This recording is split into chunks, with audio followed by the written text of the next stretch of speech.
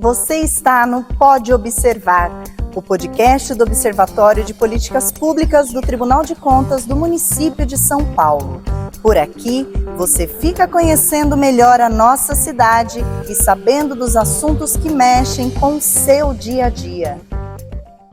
Olá, estamos começando mais uma edição do Pode Observar, o videocast do Observatório de Políticas Públicas do Tribunal de Contas do município de São Paulo.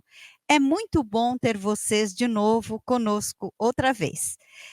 E fiquem ligados, porque o assunto hoje é muito interessante. Vamos falar sobre áreas verdes e o impacto na qualidade de vida de nós, cidadãos e cidadãs, aqui da nossa cidade de São Paulo. Existe até um termo pouco conhecido para definir esses benefícios, serviços ecossistêmicos. Não é isso, Egli? Sim, isso mesmo, Rami. Inclusive, a gente já falou sobre o tema no episódio 10 do Pode Observar, com a professora Amalilis Galardo, mas hoje a gente vai tratar de uma fiscalização realizada aqui pela nossa auditoria, aqui do Tribunal de Contas do município, que contou com as contribuições metodológicas da Universidade 9 de Julho e da USP Lorena, não é? Trazendo, então, essa metodologia para uma outra abordagem sobre os parques aqui do nosso município de São Paulo. E a gente fica muito feliz em poder dizer que foi o Observatório de Políticas Públicas que fez essa articulação entre a universidade e a auditoria, trazendo um resultado muito positivo para a cidade de São Paulo. Para entrarmos no assunto, vamos apresentar os dois convidados do programa de hoje. Temos o prazer de receber, no Pode Observar, o professor Cristiano Capellani Quaresma, da Uninove, e o auditor do Tribunal de Contas do município de São Paulo, Carlos Richelli Soares da Silva. O professor Cristiano é doutor, mestre e bacharel em Geografia pela Unicamp. Ele atualmente trabalha como professor e pesquisador no programa de pós-graduação das cidades inteligentes e sustentáveis da Uninove. E o Carlos Richelli é graduado em Direito pela Universidade Federal do Ceará, com experiência nas áreas de Direito Administrativo, Financeiro e Constitucional. Como auditor do Tribunal de Contas, ele atua principalmente no controle externo das contas e licitações e nos contratos administrativos públicos firmados no município de São Paulo.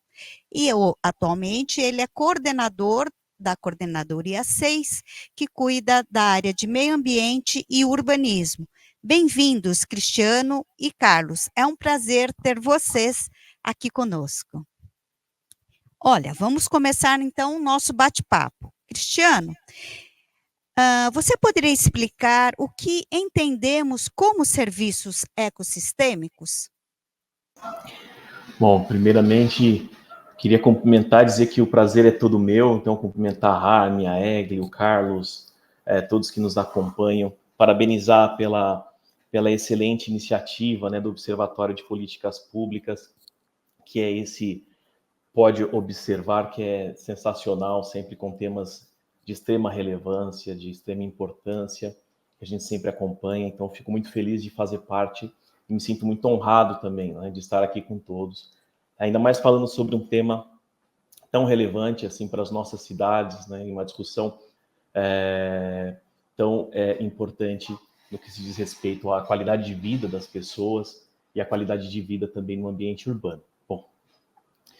Serviços ecossistêmicos. Se a gente tivesse que falar de uma maneira bastante simples, os serviços ecossistêmicos seriam como benefícios, tanto diretos quanto indiretos, que os ecossistemas naturais eles proporcionam aos seres humanos e à sociedade como um todo. Normalmente a gente classifica, e seguindo uma classificação que é aceita pela ONU, nós classificamos os benefícios ou esses serviços em 4 classes, né? Que são os serviços de provisão, os serviços de regulação, os serviços de suporte e os serviços culturais. Então, pensando em serviços de provisão, de maneira geral, são aqueles produtos que a gente pode obter diretamente dos ecossistemas naturais. Por exemplo, alimentos como frutas, verduras, peixes, também água potável como um produto importante dos ecossistemas, a própria madeira, fibras também que são importantes, e os recursos medicinais, dentre uma série de outros produtos que a gente pode obter diretamente dos ecossistemas naturais. Os serviços de regulação, que é uma outra classe, são aqueles processos naturais que pertencem aos ecossistemas naturais e que acabam regulando as condições ambientais, né? Como, por exemplo, purificação do ar. A gente sabe do papel importante da vegetação, por exemplo, na questão da qualidade, da purificação do ar, tanto na parte de sequestro de poluentes, sequestro de carbono e também de enriquecimento da atmosfera com oxigênio. Nós sabemos também que esses processos naturais eles podem também regular condições como a qualidade da água, regular a questão do clima, né, como, por exemplo, o combate às ilhas de calor, que é o aquecimento mais intenso das áreas urbanas em relação às áreas do entorno, às áreas rurais, né? A gente sabe também a questão do papel no controle de pragas, pegando o caso de árvores que se servem de abrigo para uma série de aves, por exemplo. As aves se alimentam de insetos, e muitos desses insetos são vetores de doenças, né, como a dengue, a febre amarela, a chikungunya, que são doenças que nos atingem, que nos preocupam grandemente, e que as áreas verdes, elas podem, então, as áreas verdes, elas podem, então, servir aí, ter um serviço ecossistêmico bastante interessante também nesse sentido. Proteção contra desastres naturais, também como as enchentes. A gente acompanhou os tristes, né, intensos episódios que acometeram o Rio Grande do Sul, por diversos fatores, né, como origem do problema, mas nós vimos também várias discussões a respeito do papel nas áreas verdes, dos ecossistemas naturais no combate, na prevenção de eventos catastróficos como esses, né? Tanto na parte no que diz respeito à questão das mudanças climáticas, como também na questão que vem sendo discutida como cidades esponjas, né? Que é um novo conceito também que tem sido bastante discutido. Uma outra classe, então, nós passamos pelos serviços de provisão, os serviços de regulação, tem o serviço de suporte. O que é o serviço de suporte? O serviço de suporte seriam aqueles serviços que mantêm os processos naturais dos ecossistemas. Então, de certo modo, eles são os responsáveis pela existência dos ecossistemas e, portanto, também responsáveis pelos outros serviços que a gente acabou de mencionar.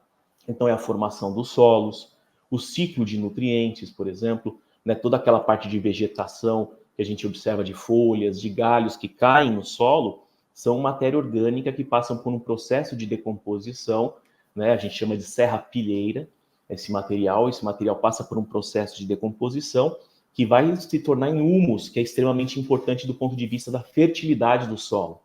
Então, processos como esses, né, são fundamentais para a manutenção da biodiversidade desses ecossistemas naturais. E, por fim, uma quarta classe, que são os serviços culturais. Os serviços culturais, eles são benefícios que não são materiais, né? São, por exemplo, benefícios do ponto de vista da recreação, né? Do turismo, de valores estéticos e espirituais. A gente vai falar um pouquinho mais para frente sobre essas questões, né? A questão da inspiração artística, quantas pessoas não vão às áreas verdes, né, para ter uma inspiração, tanto do ponto de vista artístico, científico, espiritual, religioso, né?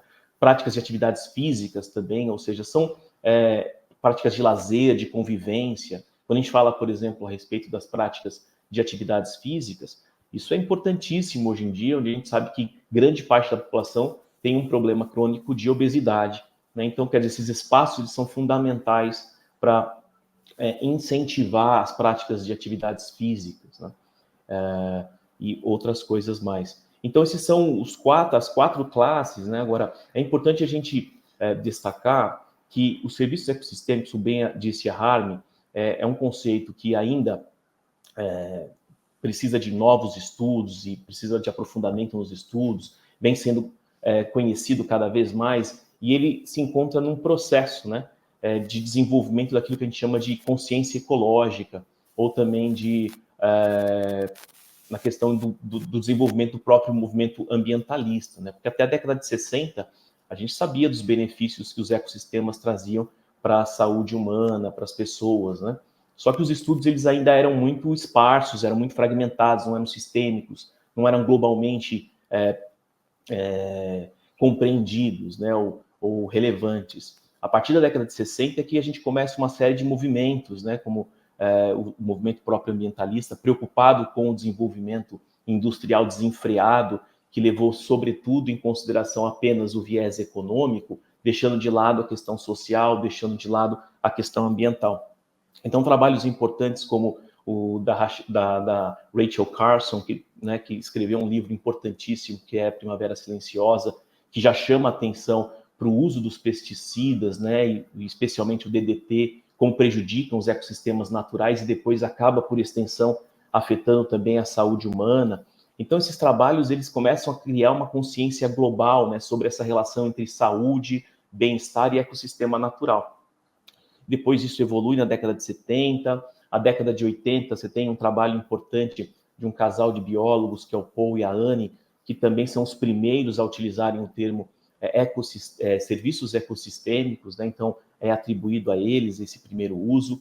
Depois nós temos a evolução com um relatório em 1987 de Brundtland, né, que vai falar sobre o nosso futuro em comum, que vai trazer um conceito importante que é o de desenvolvimento sustentável e que, por sua vez, vai criar as bases aí para o desenvolvimento e a consolidação da ideia de serviços ecossistêmicos também, e dessa relação dos ecossistemas naturais com a saúde humana. E em 97 nós temos uma publicação importante também, que é do Robert Constanza, com outros autores, que é na revista Nature, e que pela primeira vez, então, tem uma estimativa do valor econômico global dos serviços ecossistêmicos. Então isso é importante porque começa a ter uma preocupação em dar valor para esses serviços, né?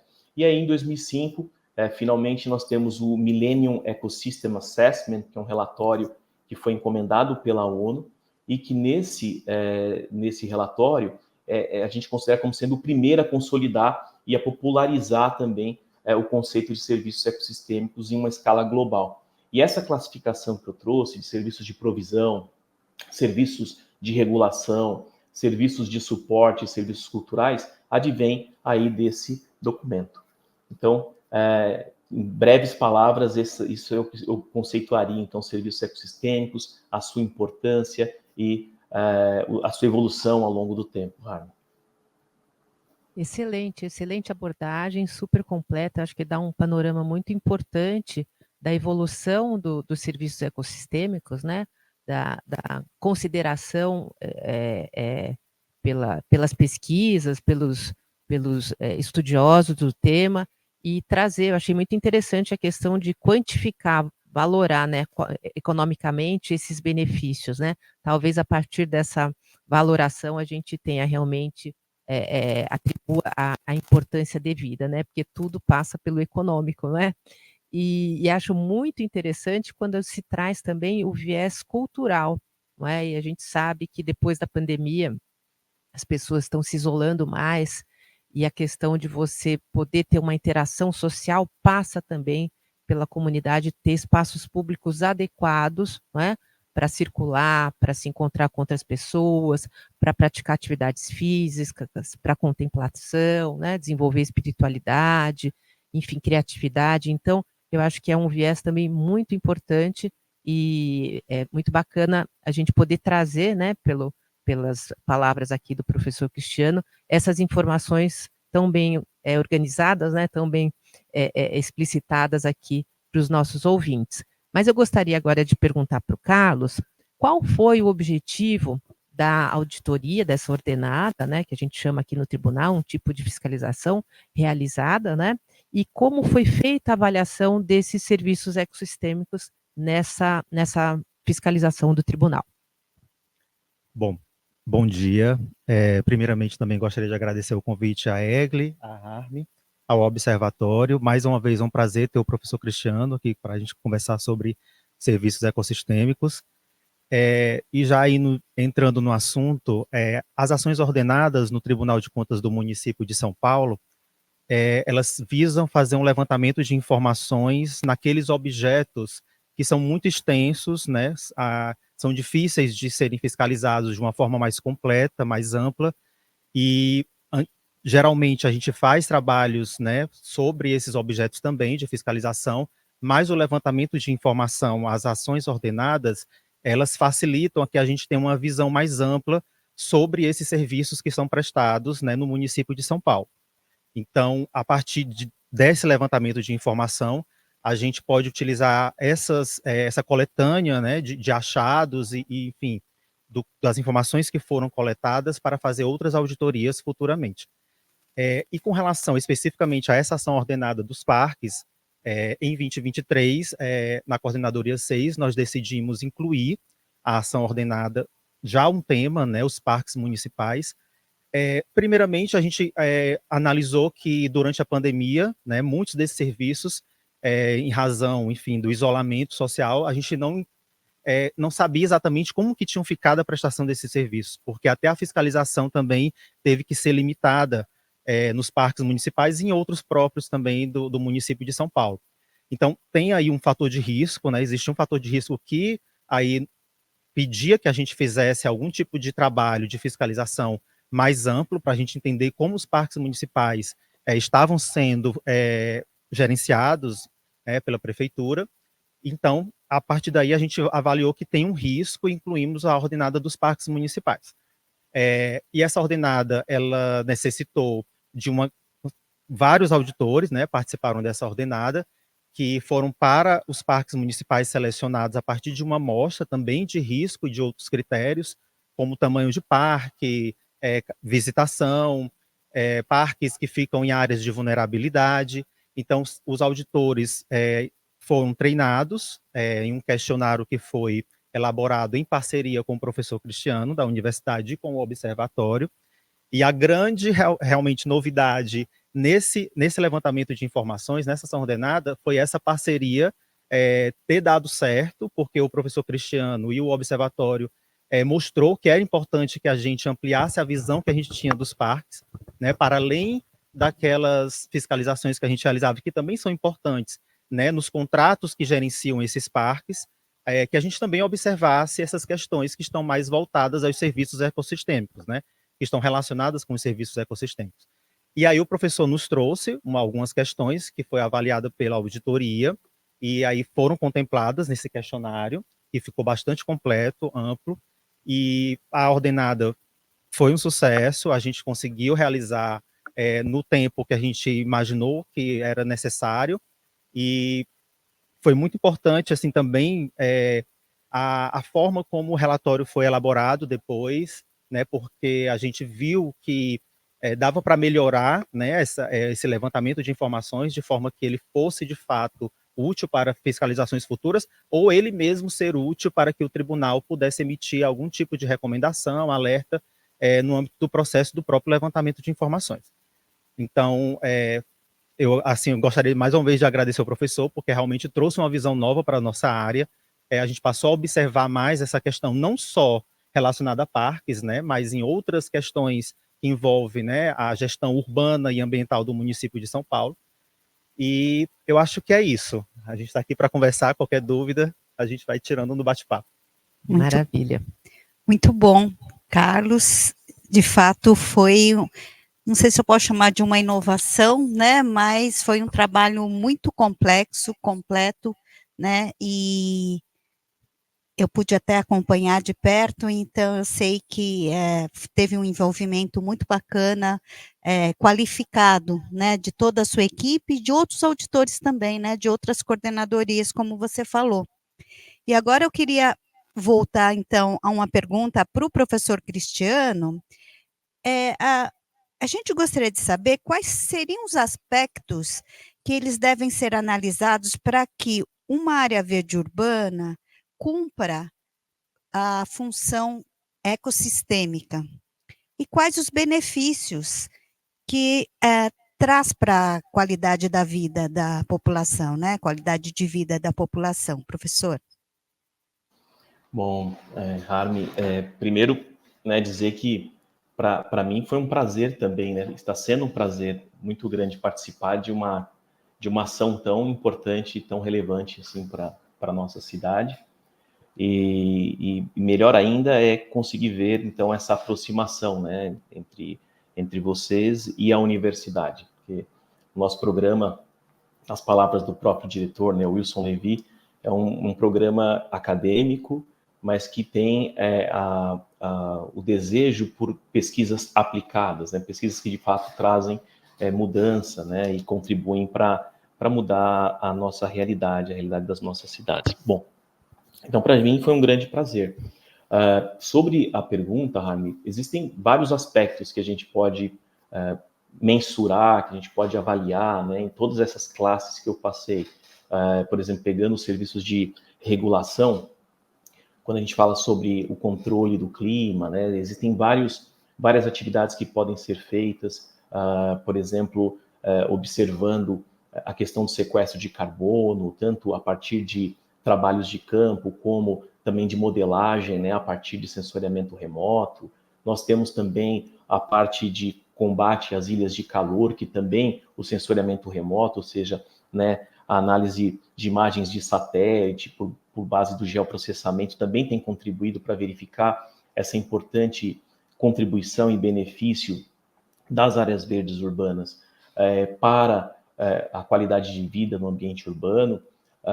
E dentro no campo aí das ordenadas que nós estamos falando, né, nós pensamos em alguns elementos que são possíveis, dadas as características, né, da ação, de serem mensurados ali, né, por base dos fiscais e tal. Então, o que a gente pensou mais foi do ponto de vista das categorias dos serviços culturais, né? Então, nós pegamos esses elementos.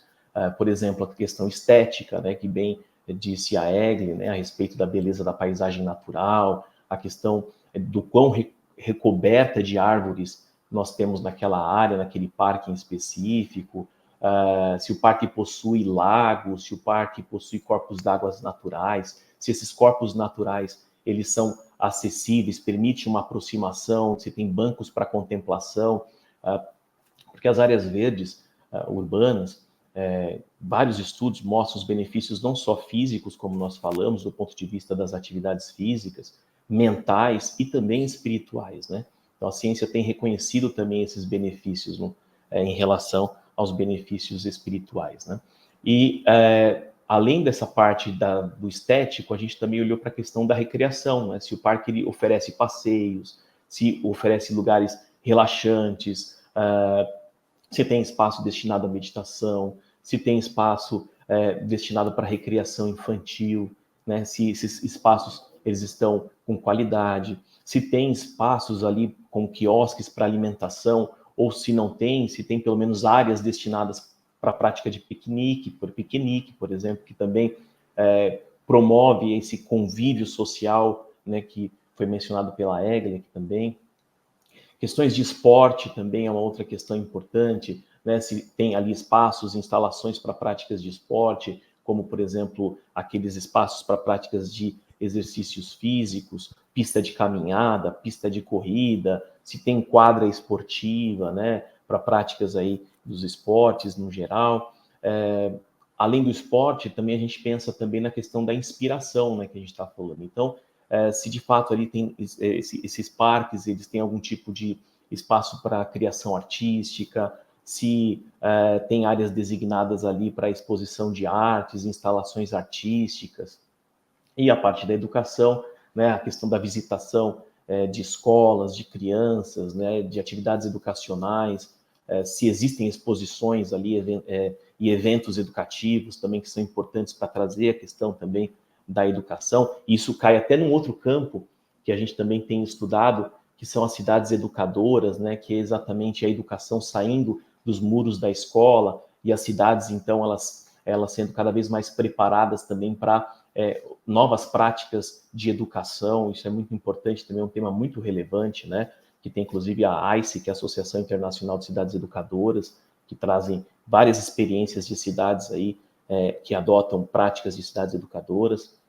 Você tem também a questão do patrimônio cultural, né, se o parque tem monumentos, se tem uma estruturas históricas e essas coisas, e a satisfação espiritual. Né, tem parques hoje que possuem, inclusive, espaços para práticas religiosas, né, para que pessoas possam, de fato, também ter esse importante serviço cultural. Né? E se o parque ele possui algum isolamento, né, algum isolamento do ponto de vista de ruídos. Isso é muito importante, porque é necessário que o parque ele tenha canto de pássaros, que as pessoas que estejam no parque possam perceber os cantos dos pássaros e um certo isolamento em relação aos ruídos da cidade, né, os barulhos dos automóveis e do próprio ambiente urbano também. Então, esse isolamento ele é importante e mostra a qualidade também dessas áreas. Agora, um outro ponto que também a gente destacou, sendo fundamental, é a questão da qualidade dos acessos, da qualidade das calçadas também. Isso é muito importante. Por quê? Porque você pode ter um parque que ele, de fato, ele esteja adequado em todos os requisitos, né? Você tem um parque que esteja adequado em relação a todos os serviços. Mas se ele não estiver acessível ao público, aos cidadãos, é como se ele estivesse a quilômetros de distância ou muitas vezes como se ele não existisse. Nós temos aí, pela pesquisa Origem e Destino do metrô, nós sabemos que temos 30% das pessoas que fazem uso da circulação a pé. Né? Então, é um contingente significativo da população e que dependem das calçadas também para a circulação. Só que as nossas calçadas, infelizmente, estão em péssimas condições. Né? Nós sabemos aí dos dados do Instituto de Traumatologia da USP, que a cada 5 casos que chega lá, 1 foi por conta de queda em calçada. Então, isso é um dado importante que, inclusive, responde porque muitos idosos têm, inclusive, medo de saírem de casa em função de se acidentarem numa calçada. E o que a gente tem percebido, além de tudo, é que a qualidade desses acessos variam em função das desigualdades socioespaciais. Então, nós sabemos que nós estamos em cidades, pegando o nosso caso aqui, uma cidade que tem uma desigualdade socioespacial muito profunda, áreas onde nós temos uma precariedade do ponto de vista da infraestrutura e das oportunidades, e os parques localizados em áreas mais precárias do ponto de vista socioeconômico também são aquelas que possuem as piores condições de acessibilidade. Né? Então, cria-se, a partir do espaço projetado de maneira inadequada, um obstáculo a mais para a reinserção socioeconômica dessas pessoas e, sobretudo, para que essas pessoas possam usufruir dos benefícios que as áreas verdes, que os parques urbanos trazem para a sua saúde, para a sua qualidade de vida. Então, isso destaca uma questão importante, inclusive, porque nós acabamos de submeter um artigo, agora para um periódico, também internacional, que tratamos sobre a questão do racismo ambiental. Porque se nós pegarmos o entorno desses parques, das áreas mais prejudicadas do ponto de vista socioeconômico, nós vemos também pelos dados do censo que nós temos um maior número de população negra. Então, isso abre mais um eixo aí de pesquisas que diz respeito ao racismo ambiental. Então, é isso. Né? Acho que esses elementos eu não sei se eu consegui responder, mas passo a palavra de volta a Rami. Sim, agora, sem dúvida, eu acho que a abordagem foi muito ampla, ela trouxe muitas vertentes diferentes aí, que acho que a gente se surpreende, né, de ouvir como tem tantos aspectos que vão, então, permitir essa avaliação dos serviços ecossistêmicos. Me chama a atenção, né, a questão relativa às desigualdades socioespaciais e acessibilidade, sem dúvida, né, essa é uma questão que chama muita atenção. O observatório, toda a sua análise, ele tem sempre o recorte da desigualdade, então esse é um outro fator, quer dizer, a desigualdade na possibilidade do cidadão, da cidadã, usufruir desses serviços que a gente está vendo que são super ricos, né? Tem muitas possibilidades que a gente nem se dá conta, né? Então, acho que é bem importante esse olhar para a questão do racismo ambiental, sem dúvida, e dizer para o professor Cristiano que ele já deu aqui uma dica para a gente de um próximo tema para o nosso Pode Observar, que são as cidades educadoras. Eu achei muito interessante ainda não sei exatamente, a gente vai estudar, vai aprender do que se trata, mas já me deu aí uma vontade de saber mais e trazer aqui para os nossos ouvintes. Eu acho que deve ser um tema muito rico também. Bom, e aí eu vou perguntar agora, diante de tudo que o professor Cristiano trouxe, né? Como é que foi, assim, então, essa avaliação, Carlos? Como é que os nossos parques estão, né? Diante desse recorte que foi incorporado, então, no questionário que foi aplicado nos parques? Você pode trazer os pontos positivos, negativos? Como é que estão os nossos parques? Bom, aproveitar logo essa questão da acessibilidade, né? Eu vou começar pelos pontos mais negativos, para depois a gente ver que também existem práticas positivas que podem, inclusive, ser multiplicadas e devem ser, na verdade, divulgadas, porque algumas, inclusive, nem requerem tanto investimento orçamentário para serem efetivadas. Mas, enfim, com relação aos pontos negativos, é o que a gente também já esperava de outros trabalhos que a gente realizava. Os contratos, né, que fazem a gestão do parque, principalmente de limpeza, e a parte de reforma estrutural, ainda está bem a desejar, né? Existem parques mais novos que, claro, algumas dessas estruturas estão adequadas, mas, por exemplo, 80% dos parques não estão perfeitamente adequados às regras de acessibilidade. Então, sempre tem uma limitação ali que pode, sim, prejudicar o acesso para toda a população. Do ponto de vista dos serviços ecossistêmicos, foi bem surpreendente você entrar no parque para você verificar esse tipo de serviço, né? Quando você entra como usuário para fazer, geralmente, uma corrida ou para praticar um exercício rápido, você não se dá conta da importância que algumas estruturas dentro do parque e do uso que se pode fazer dessas estruturas. Então, a partir dessas questões que foram elaboradas em parceria com o professor e com o observatório, foi muito bom, assim, perceber que a população, de fato, ela vai muito além do uso daquele parque, né, para simplesmente se exercitar, por exemplo, ou só para poder ter um momento ali de descanso. Ela usa, de fato, para ter um ganho ali social, para poder compartilhar experiências também. Para crianças e jovens é muito importante.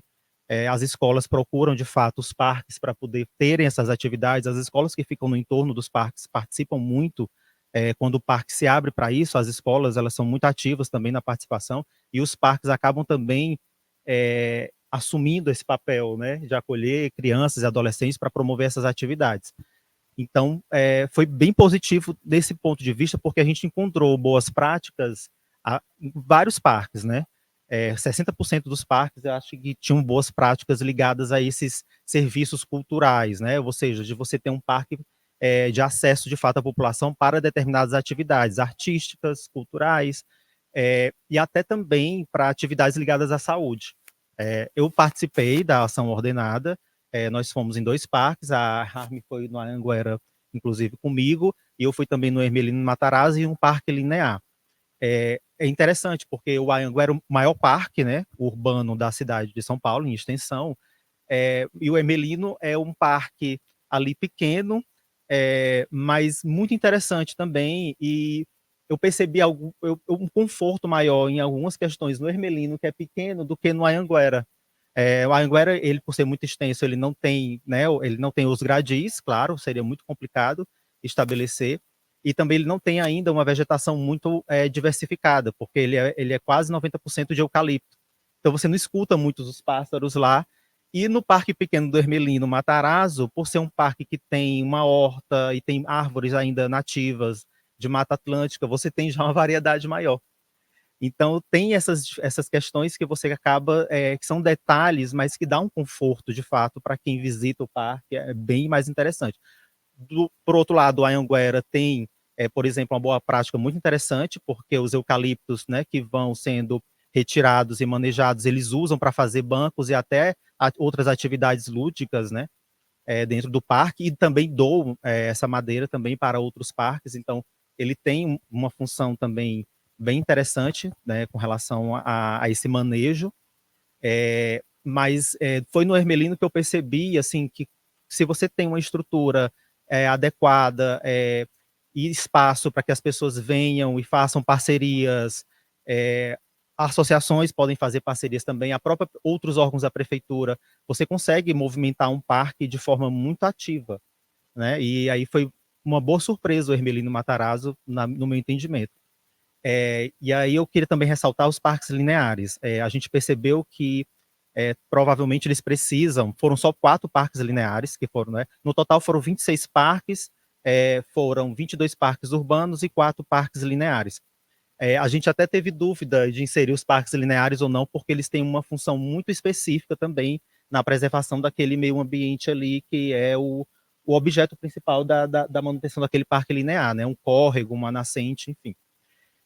Só que os parques lineares a gente percebeu que precisam depois de um trabalho mais específico sobre eles, porque eles estão em situação bem delicada e eles cumprem uma função muito importante no município de São Paulo. Então, como eles não têm gradis, eles não têm proteção e os poucos equipamentos que existem ficam ali sem segurança, tá?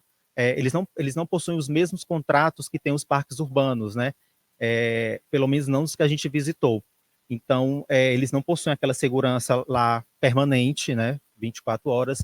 Eles não possuem um serviço de limpeza específico para ele, provavelmente são contratos de limpeza do município que fazem a limpeza de alguns desses parques lineares. E os equipamentos ficam, às vezes, bem precarizados, porque a própria população, às vezes, não mantém também. Então, são parques que não tem aquela área de permeabilidade que seria o ideal, ao lado dos parques que são para proteger córregos, por exemplo. Então, tem uma questão aí crítica nos parques lineares que provavelmente essa ordenada nos mostrou e aqui a gente vai pensar num trabalho específico sobre esses parques lineares.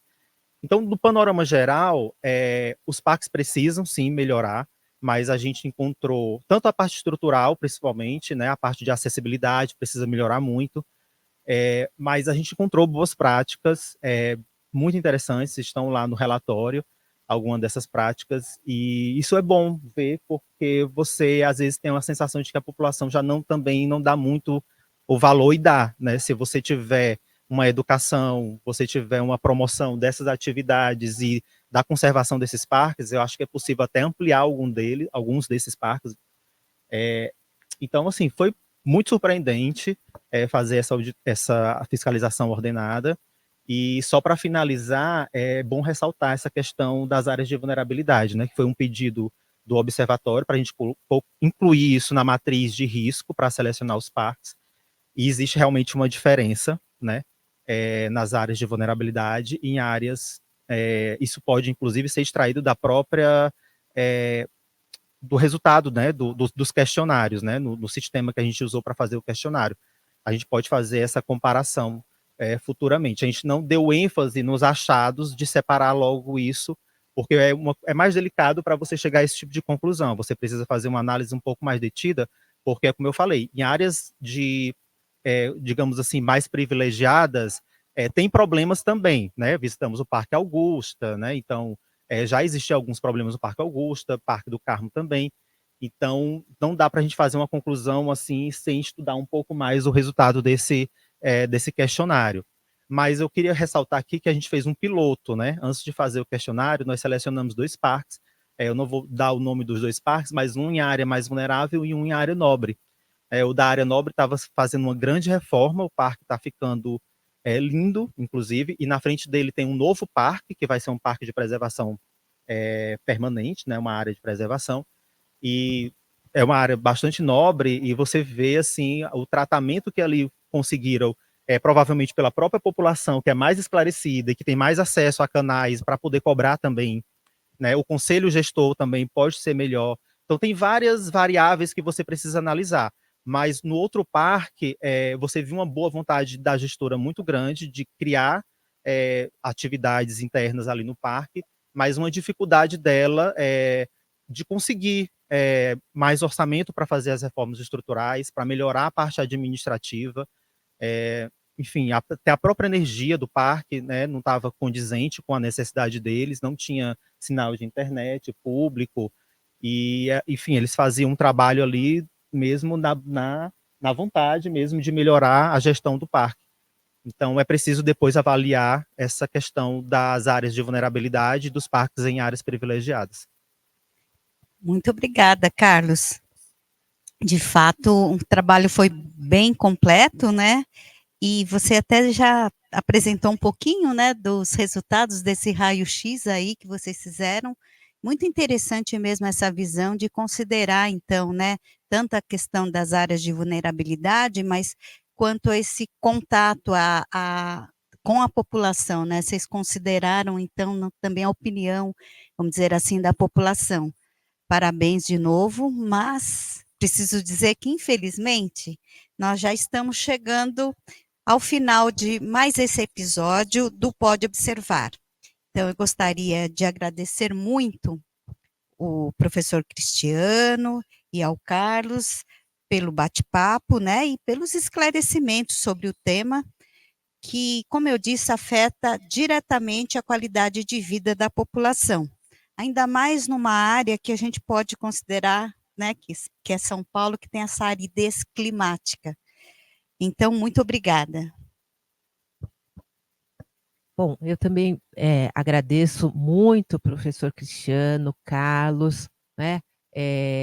Essa aridez climática que a Jaime falou, a gente está sentindo na pele, né, essa semana, como várias pessoas aí até se sentindo mal fisicamente por conta disso. Então, mais do que nunca, a gente tem que ter um olhar importante para os nossos parques, para os serviços ecossistêmicos, não é? Mas mais do que agradecer a participação nesse videocast, eu gostaria muito de agradecer a parceria da Uninove, né? A Uninove é um parceiro de primeira ordem nosso, sempre apostos aí para atuar conjuntamente com o Observatório.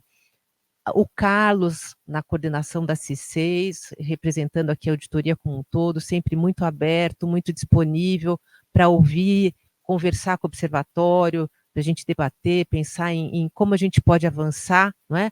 Nas nossas análises, na própria contribuição que a gente possa dar para a auditoria, para o tribunal. Então, dizer que essa situação que a gente tem hoje, trazendo aqui para vocês, foi um primeiro passo que eu acho que é muito importante, que a gente espera que a gente possa repetir em tantas outras frentes, né? Então, agradecer demais essa possibilidade, tanto a Uninove aqui, representando aqui, sendo representada pelo professor Cristiano, que é um parceiro nosso, inclusive do nosso GT, está sempre lá com a gente, e o Carlos, né, representando a auditoria, na expectativa de novos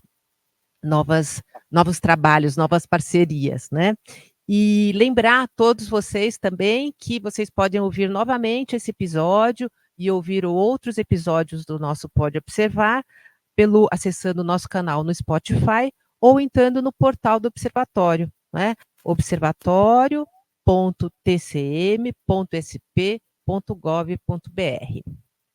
Pois é, pessoal, não deixem de dar uma passadinha por lá, né, no nosso site, porque vocês também podem conhecer o trabalho do observatório, né, que é desenvolvido aí em diversas frentes, como disse a Egli, e também eu gostaria de agradecer hoje foram 2 operadores de som, o Ronaldo Espínola e o Fernando Ferric, e aos nossos ouvintes, é claro, por terem acompanhado mais essa edição do Pode Observar.